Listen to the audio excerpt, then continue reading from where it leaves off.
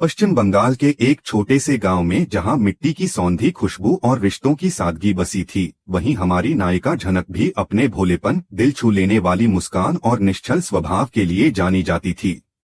उसे शहर की जटिलताओं, तेज रफ्तार जिंदगी और नकली दिखावे का कोई अनुभव नहीं था। लेकिन नियति ने उसे ऐसी राह पर ला खड़ा किया जहां हर मोड़ पर उसे खुद को साबित करना था, हर रिश्ते को पहचानना था और अपने अस्तित्व की लड़ाई लड़नी थी। यही नियति उसे खींचकर कोलकाता के एक भव्य हवेली बॉस हाउस तक ले आती है। यहीं उसकी असली परीक्षा शुरू होती है, जहां उसके अतीत की छाया, वर्तमान की जटिलताएं और भविष्य की अनिश्चितता सब एक साथ उसका इंतजार कर रहे थे। बॉस हाउस में उसका पहला टकराव मून नाम की एक चुलबुली और भावुक लड़की से होता है। मून को यह अंदाजा तक नहीं होता कि जिसे वह अपनी सबसे अच्छी दोस्त बनाने जा रही है, वही लड़की दरअसल उसके मंगेतर ऋषि की पत्नी है। झनक, जिसने हालात से हार मानकर अपनी असली पहचान छुपाई थी, खुद को फूलन देवी नाम से परिचित करवाती है। यह नाम उसके बचपन के उन ख्वाबों की याद दिलाता है जब वह एक फिल्म देखकर खुद को बहादुर, आत्मनिर्भर और सशक्त बनाना चाहती थी। मून को झनक की ये बात बहुत भाती है। वह उसकी खिलखिलाती हंसी और मासूम जवाबों पर फिदा हो जाती है।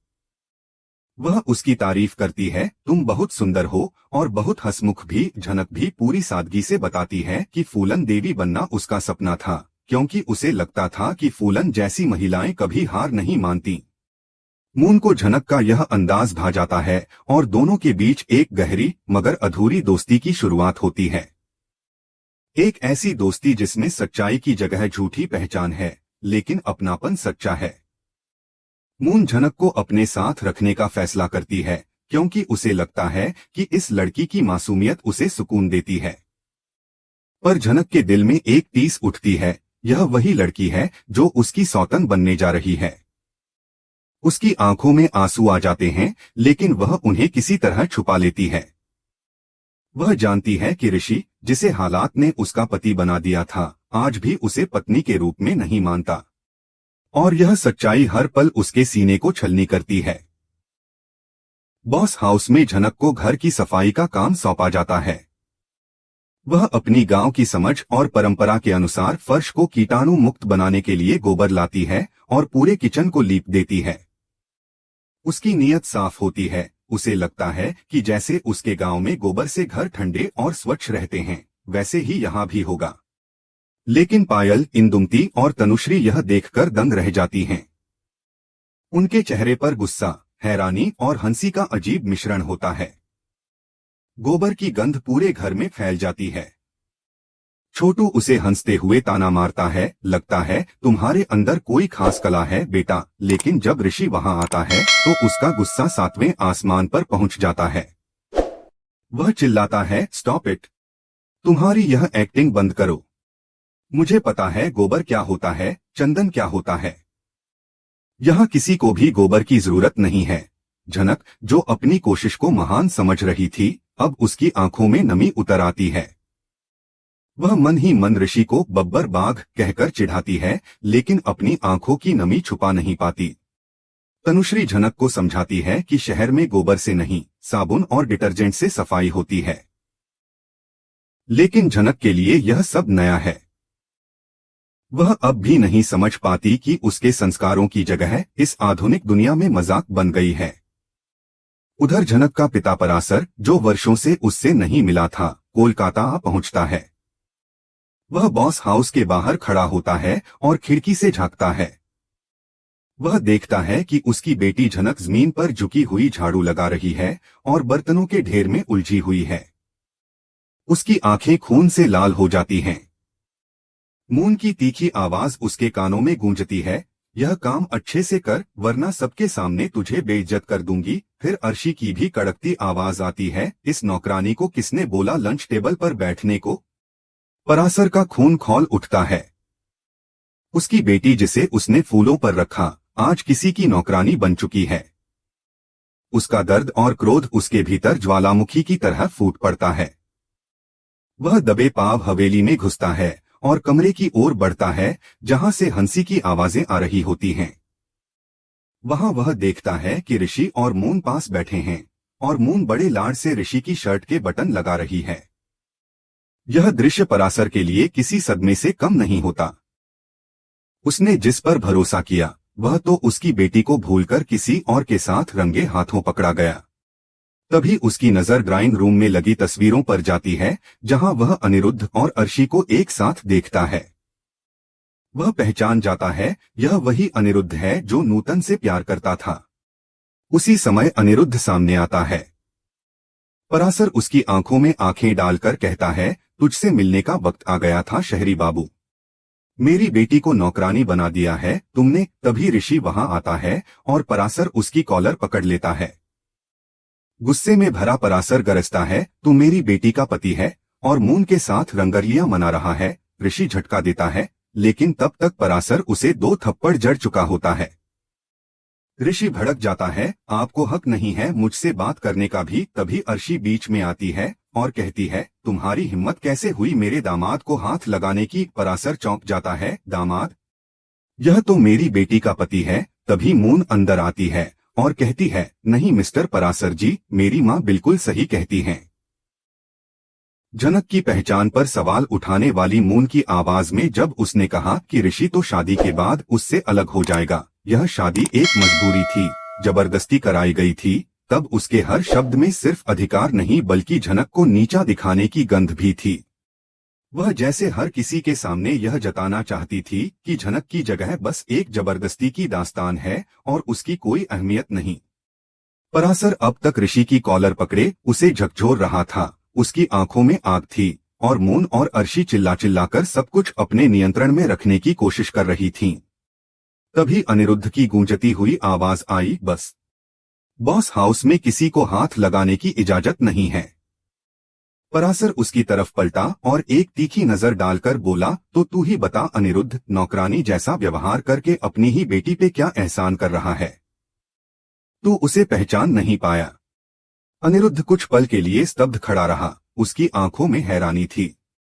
वह बस बुदबुदाया, बेटी।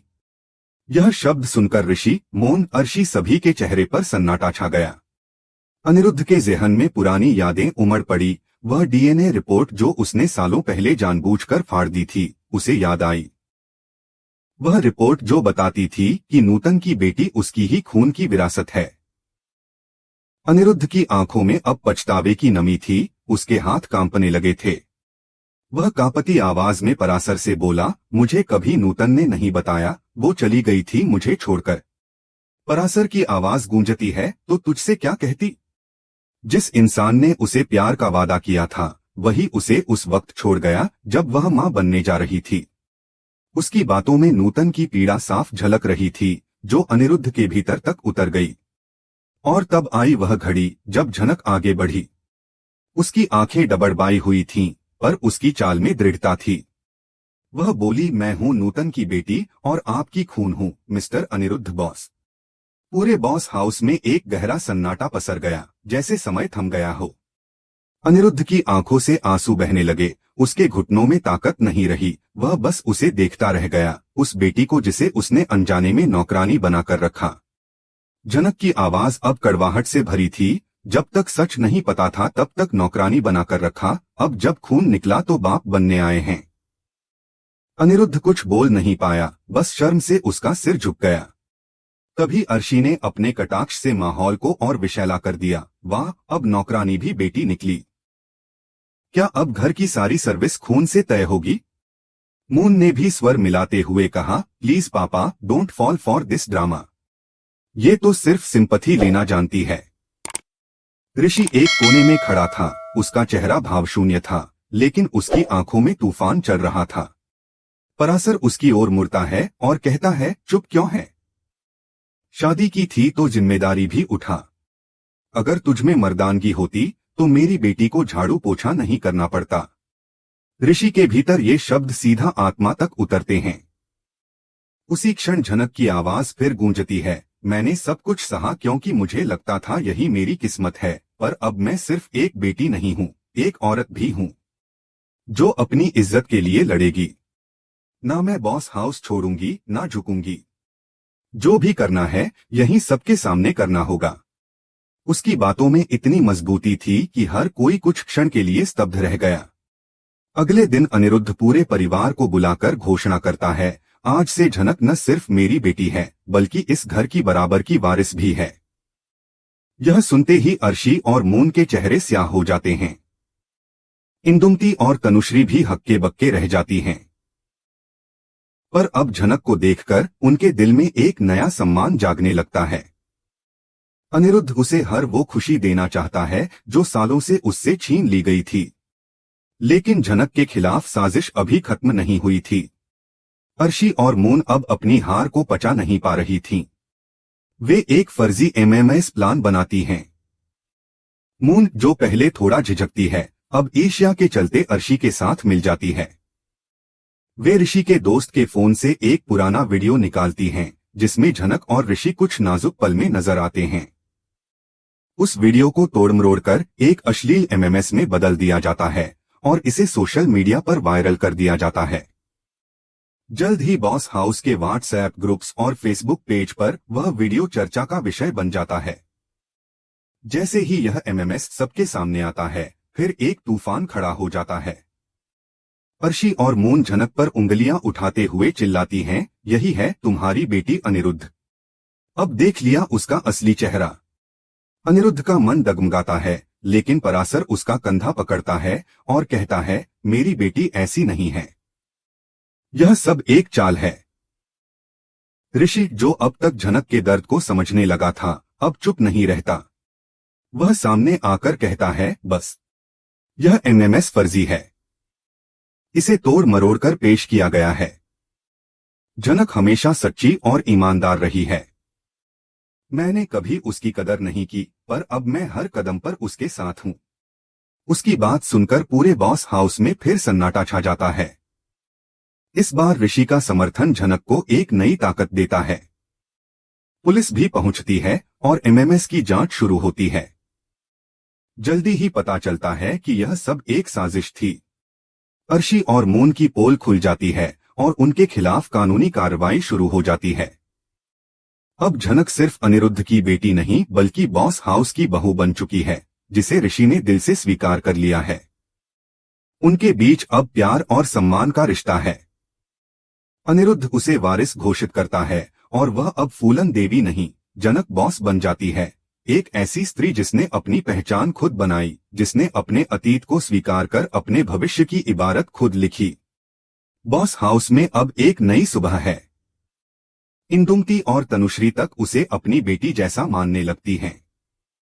वहीं एक और पात्र जीत, अनिरुद्ध का पार्टनर, भी धीरे धीरे झनक की जिंदगी से जुड़ने लगता है। वह पीहू और उसकी मां की मदद करते हुए खुद भी उस अधूरे रिश्ते को सहारा देना चाहता है जो कभी उसकी किस्मत में नहीं रहा। शायद जीत ही आगे चलकर झनक के संघर्षों में उसका बड़ा सहयोगी बने। झनक की कहानी अब सिर्फ एक लड़की की नहीं बल्कि उस आत्मबल की है जो हर दर्द से ऊपर उठकर इज्जत की लड़ाई लड़ता है। उसका नाम अब बॉस हाउस में सिर्फ इज्जत से नहीं बल्कि अधिकार से लिया जाने लगा है।